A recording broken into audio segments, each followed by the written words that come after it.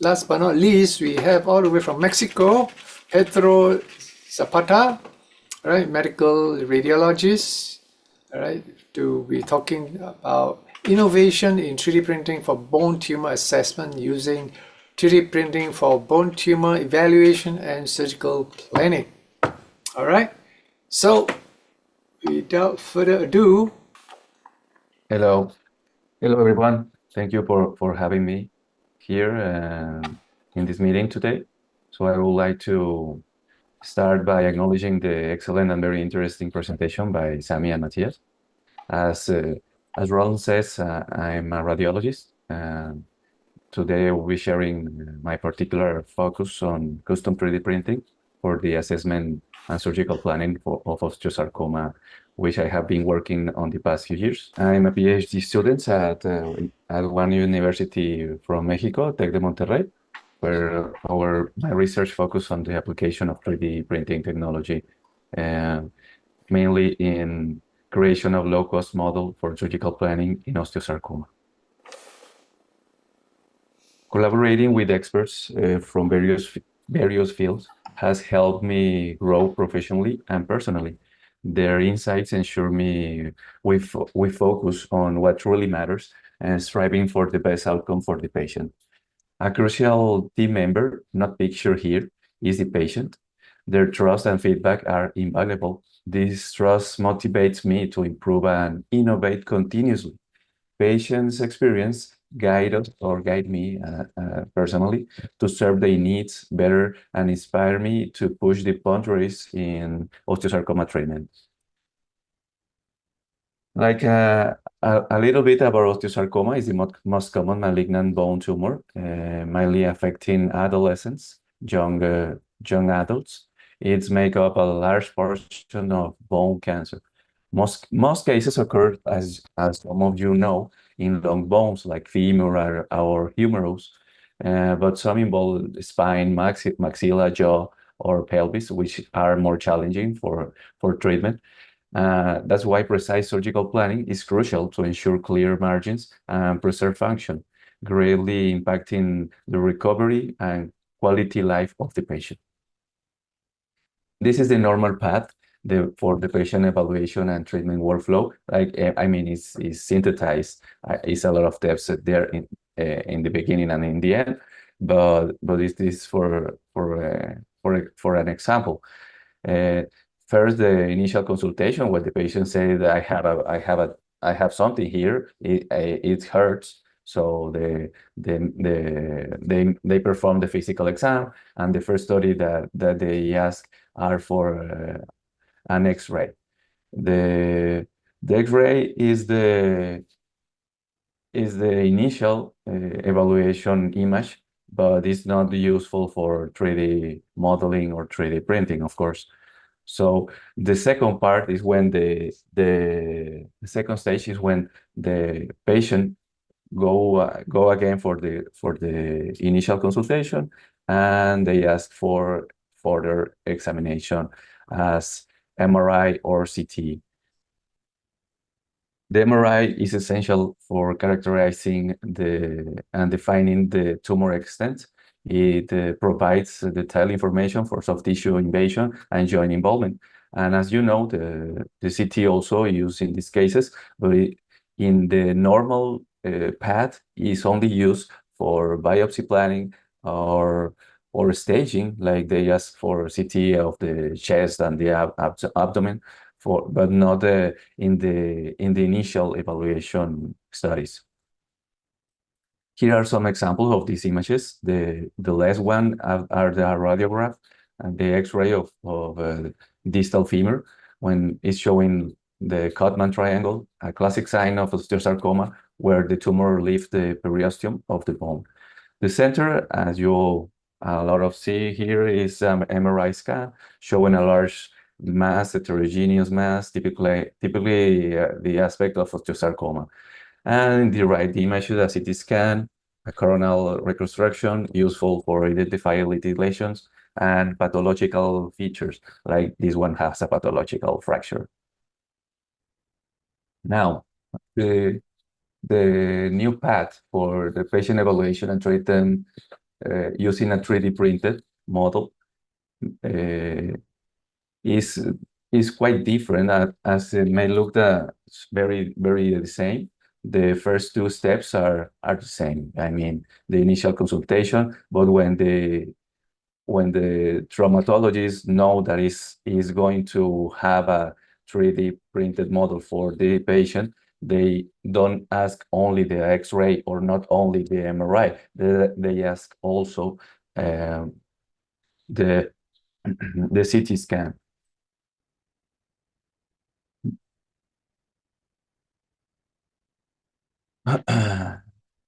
But as you already know, not all the CT scans are the same. It has to have certain technical requirement like high resolution, and that has um, that you can scan not only the tumor, but some margins, and like 5 centimeters above and 5 centimeters in the last, and also MRI for certain that also require high resolution. Okay. For radiological analysis and segmentation, there are several key steps that ensure their accuracy and utility for the resulting of 3D printed model. First, the radiological analysis of the image, and that I analyze as medical radiologist and make the interpretation and all the typical steps. Then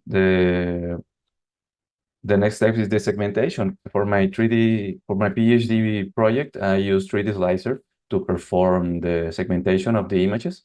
This involves identifying and isolating the tumor and other critical structure like arteries, nerves, veins, and other structures. In our project, sorry, I use open source software to streamline the entire process from the initial DICOM images to the final 3D printed models. This approach ensures that the workflow is smooth and easy to replicate.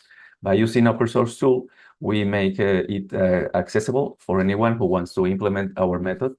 I use 3D Slicer, MeshLab, MeshMixer, and then because I use a FlashForge printer, I use Flash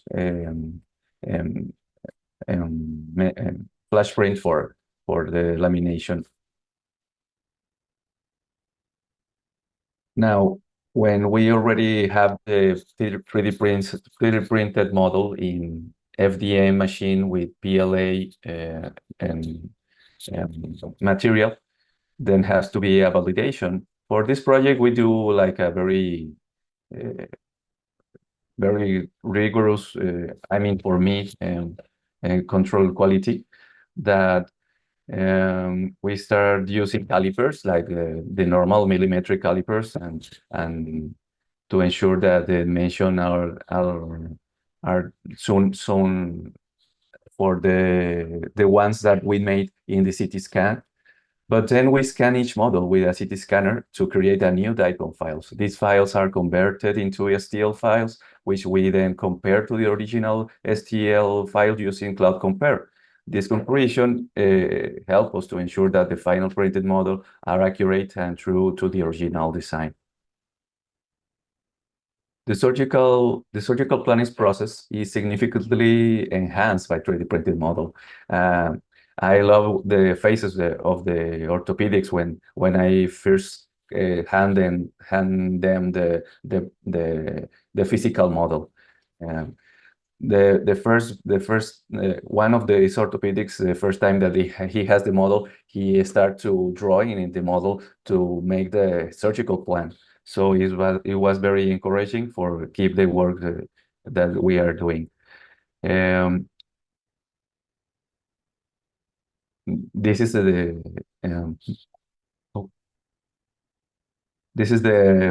photograph for that model where the orthopedics draw the lines that where he wants to cut and where he wants to spare the bone. And because this one particularly, he I guess he's still living. He is a very old surgeon, very respected, but he mainly used X-ray for his surgeries because that's the way he was trained. So in this example, okay, so here we can see the surgical team practicing the procedure using the 3D printed model. These practice sessions is invaluable for refining their technique and planning the surgery with precision. Additionally, it provides an excellent opportunity for teaching the traumatology residents. By involving residents in this hands-on training, we ensure they gain practical experience and a deeper understanding of the surgical approach, preparing them for the future procedures. Now, the patient consultation. During the patient consultation, 3D printed models enhance communication and understanding. First, we explain the orthopedics. I stay there for help, but explain the diagnostic using the models to illustrate the tumor and affected area. This helps patients understand the condition better. Then in the model, they show the procedure, highly critical areas and surgical margin, helping the patients to visualize their own surgery. This model was actually used in a consultation. Initially, the patient surgery, he was a young patient. So, however, seeing the 3D printed model of his tumor and the surgery plan, he accepted the procedure and felt hopeful because now he understands more about his disease. I mean, that's what he said. The 3D printed models represent the patient's anatomy and tumor extent. In this one, I use neodymium magnets for easy assemble and disassemble. We use color coding like blue for skin, in this case, blue for skin and soft tissue, white bone, red for orbital muscles, yellow for eyeball and optic nerve, and green for the tumor to avoid a negative connotation of red tumor, like red bag. The benefits of using a 3D printed model include improve patient engagement, making them more comfortable and informed about the treatment plan.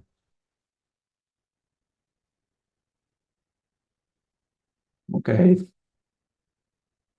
When the surgical procedure, the day of the surgical procedure, the surgeon look again the 3D printed model, and then during the surgery there is an area like a outside area, of course, where the model is put in there, so they could watch and I know make adjustments of the surgery plan.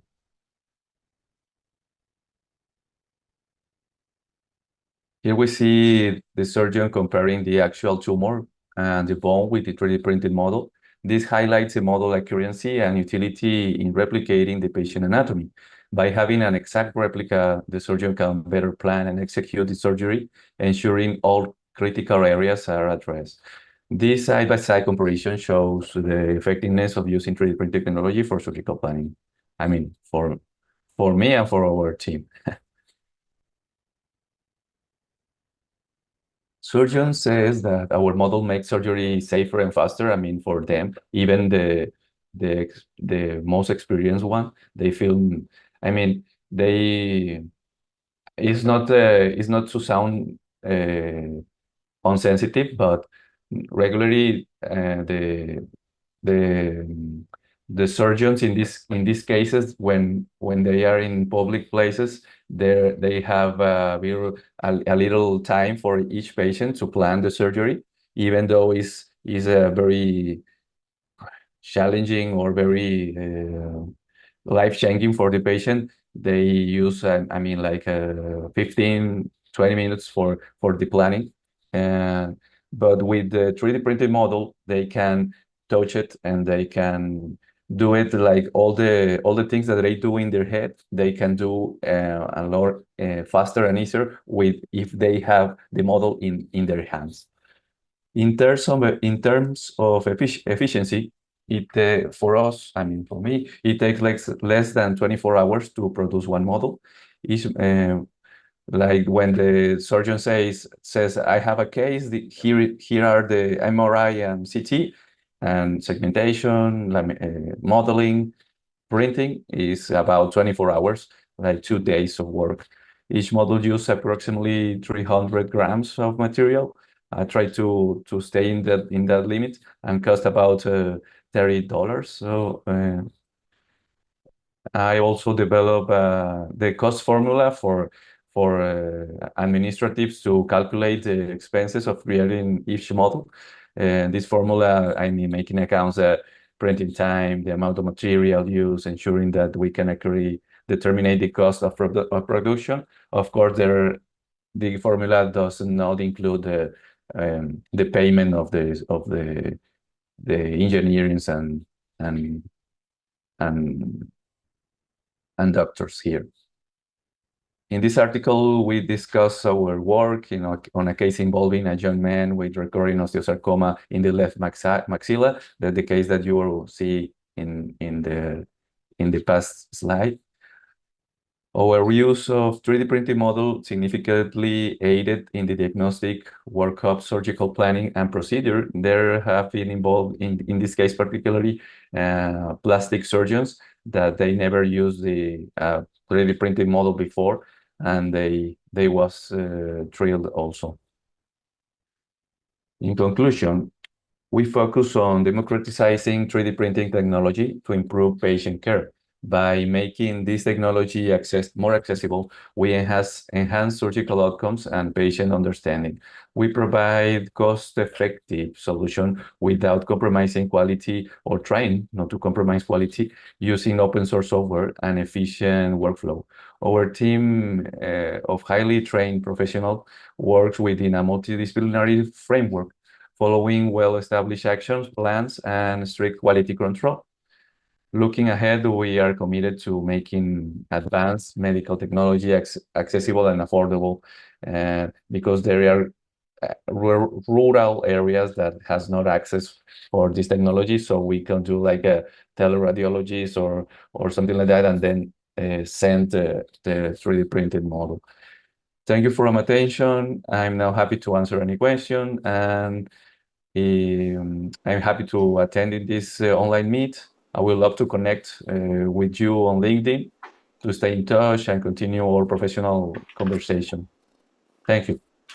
Thank you, Pedro. That was a very interesting presentation.